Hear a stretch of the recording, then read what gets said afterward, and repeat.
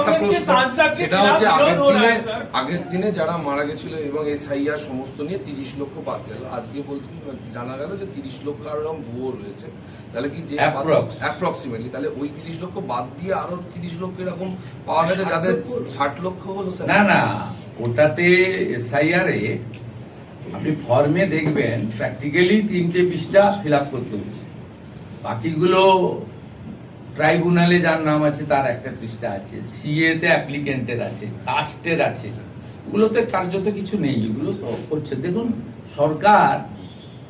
সরকারের মানে জনগণের 36,000 টাকা বছরে দেবে, আপনি 20 টাকার ঢেঁড়স কিনতে গেলেও টিপে দেখেন, আর 36,000 টাকা বছরে দেবে, সহযোগিতা করুন না। এই যে তারিকুল, হাজিকুল, রফিকুল,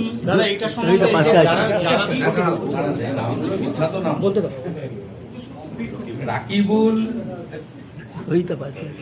মুস্তাফিজুর আর কি সব নাম রয়েছে, তারিকুল,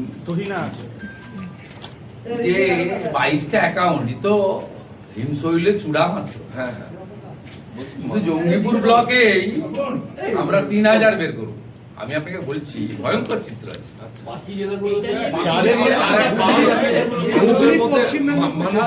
একটু আগে পশ্চিম মেদিনীপুরে একটা दादा फार्म को लेकर बहुत परेशानी हो रही है लोगों को। और বার্ধক্য ভাতা, বিধবা ভাতা, দাদা যারা ধরা পড়ছে তাদের কাছ থেকে এরা তো করে গেছে ভয়ঙ্কর। আপনি যদি, আমরা পরিষ্কার বলেছি, পরিষ্কার দেখুন, উচিত প্রাপকরা প্রত্যেকে পাবেন, তাড়াহুড়া একদম করবেন না। আমরা বুধবার থেকেই ট্রান্সফার করতে শুরু করব এবং প্রতি 7 দিন অন্তর সংশ্লিষ্ট মন্ত্রী বা আমাদের সরকার আপনাদের ব্রিফ করে দেবে যে কত ভেরিফাইড হলো।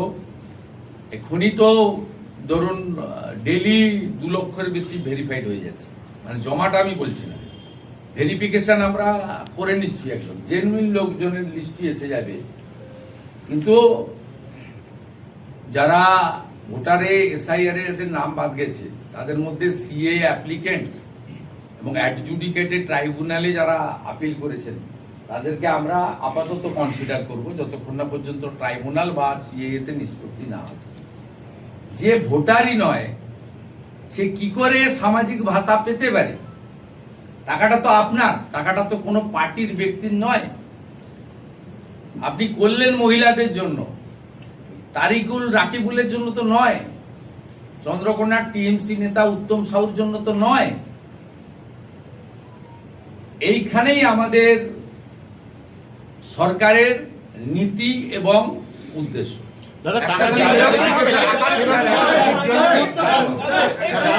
যারা ধরা পড়ছে তাদের কাছ থেকে কি টাকা ফেরতের কোনো সংস্থান থাকছে? যেহেতু তারা দুর্নীতি করেছে, এখনই বলা সম্ভব নয়। আমরা ভলিউম অফ মানি দেখবো, মানি লন্ডারিং এর दादा फार्म फिलअप दादा শাস্তি কারা পাবে? যারা নিচ্ছে তারা পাবে, বা নিয়েছে তারা পাবে, না যারা এর জন্য দায়ী মানে আধিকারিক তারাও কি? আধিকারিকদের দোষ দেবেন কেন? কিছু আধিকারিক ইনভলভ, ঠিক আছে, কলকাতা কর্পোরেশন থেকে হয়েছে ওগুলো, জঙ্গিপুরেরটাও এখানে হয়েছে। আপনি আগের সরকার কি ভেরিফিকেশন করেছে? 2 জন লিখে দিয়েছে ইনি ইমাম, উনার কোনো ধর্মীয় প্রতিষ্ঠান নেই, কোনো মসজিদে উনি অ্যাটাচ নন, তাকেও ইমাম ভাতা দেওয়া হয়েছে। আপনার এই লক্ষ্মীর ভান্ডারে ভেরিফিকেশন হয়েছে? যুবশ্রীতে ভেরিফিকেশন হয়েছে? আপনি 10 পাসকে দিয়েছেন তো? আমি আপনাকে কয়েকশো দেখিয়ে দেবো 4 পাসকে দিয়েছেন।